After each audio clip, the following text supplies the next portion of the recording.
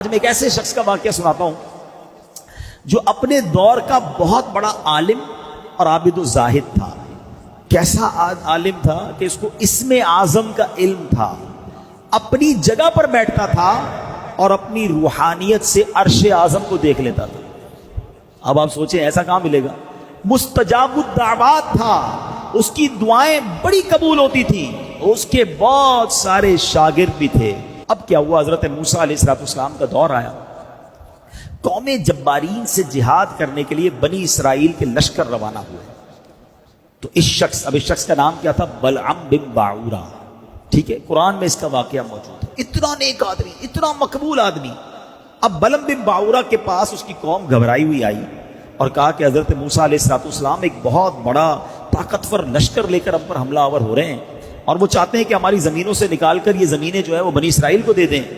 آپ مستجاب الدعوات ہیں، آپ حضرت موسیٰ علیہ السلام کے لیے ایسی بد دعا کر دیں کہ وہ شکست کھا کر واپس چلے جائیں۔ اب یہ کانپ گیا، اس کو معلوم تو تھا کہ وہ اللہ کے نبی ہیں۔ تو وہ کہتا ہے تمہارا برا ہو خدا کی پناہ، تم جانتے ہو کس کے بارے میں بات کر رہے ہو؟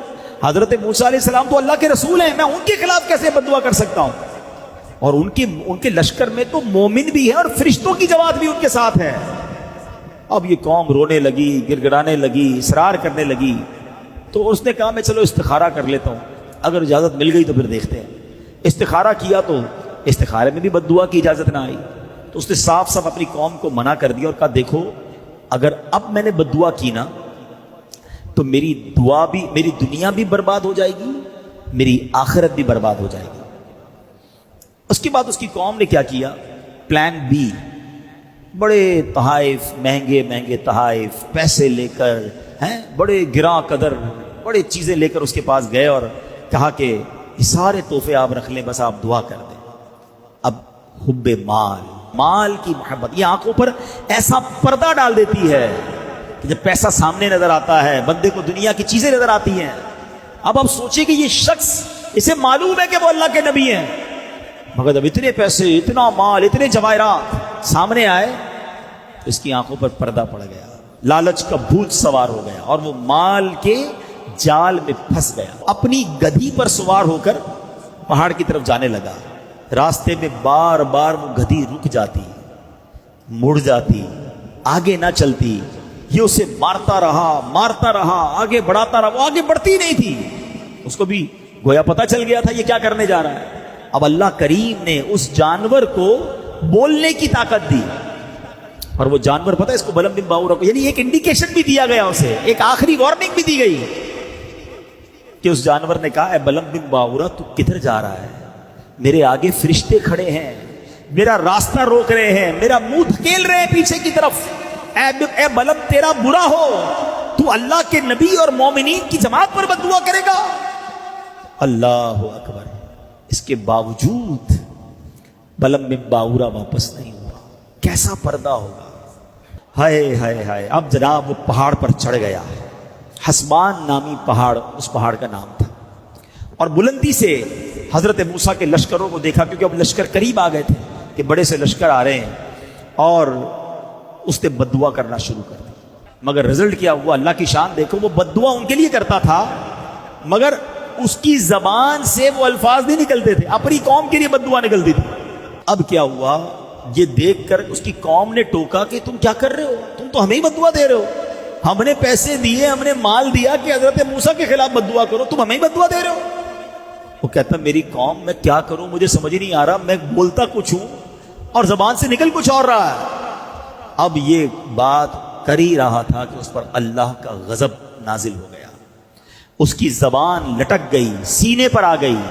اس وقت بلعم بن باعورہ نے رو رو کر اپنی قوم سے کہا کہ افسوس، میری دنیا اور آخرت دونوں برباد ہو گئی، میرا ایمان جاتا رہا اور میں قہر قہار اور غضب جبار میں گرفتار ہو گیا۔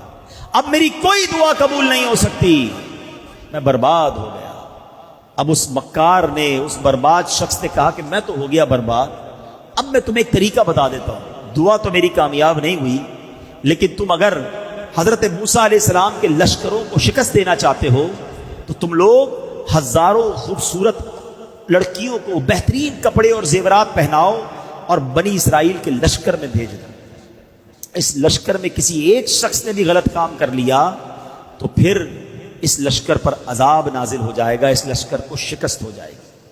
اور ایسا ہی ہوا کہ اس لشکر میں ایک شخص نے برا کام کیا اور وہ لشکر جو ہے اس کے اندر طاعون کا مرض پھیلا، پلیگ جس کو کہتے ہیں، اور گھنٹے بھر میں 70,000 افراد مر گئے اور سارا لشکر تتر بتر ہو کر نامراد واپس آ گیا۔ حضرت موسیٰ علیہ السلام کے قلب پر بڑا افسوس ہوا۔ اب دو بڑی اہم باتیں سمجھنی ہیں۔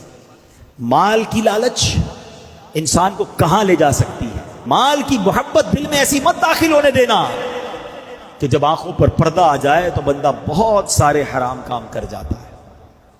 اور دوسری چیز جو اس واقعے سے سیکھنے کو ملی نا، کہ چاہے بہت اچھے کام ہم کر رہے ہوں مگر کبھی کبھی ایک حرام کام، اللہ کی ایک نافرمانی، اس میں ایسی بے برکتی اور نحوست ڈال دیتی ہے کہ سارا کام برباد ہو جاتا ہے۔ آج ہم کہتے ہیں ہماری مہنگائی کمر توڑ رہی ہے، کبھی سیلاب آ جاتا ہے، کبھی زلزلہ آ جاتا ہے، کبھی آگ لگ جاتی ہے، ہر روز بری خبریں کیوں سن رہے ہیں ہم اپنے اعمال بھی تو دیکھیں نا۔ اس میں ایک بندے نے بدکاری کی، پورا لشکر تباہ ہو گیا۔ آج بدکاریوں کے اڈے بن گئے ہمارے ملکوں میں، آج بے حیائی کے کاموں کی یلغار۔